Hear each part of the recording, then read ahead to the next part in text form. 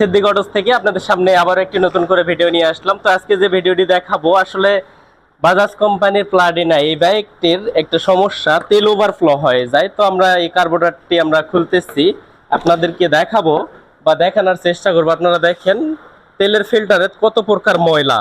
আসলে ট্যাঙ্কি, বাজাজ কোম্পানির ট্যাঙ্কির খুব সমস্যা। ট্যাঙ্কিতে জাং ধরার কারণে বা জারা ধরার কারণে এই তেলের সাথে যারা যারা চলে যায় আপনার কার্বোরেটরে যাওয়ার কারণে কার্বোরেটরের ভিতরে যে ফ্লুইড পিনটি আছে, আসলে এই পিনটি তেলটা চেক দিতে পারে না ময়লা থাকার কারণে, যার কারণে তেলটা ওভারফ্লো হয়ে যায়। ওভারফ্লো হওয়ার কারণে আপনাদের তেল পড়ে যায়। অনেক সময় বাইক রাখছেন বা হয়তো রাস্তায় বাইক চালাতে গেলেও তেল ওভারফ্লো হয়ে যায়।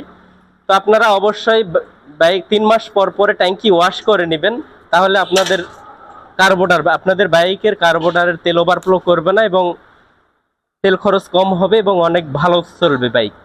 তো ঠিক আছে, সবাইকে ধন্যবাদ।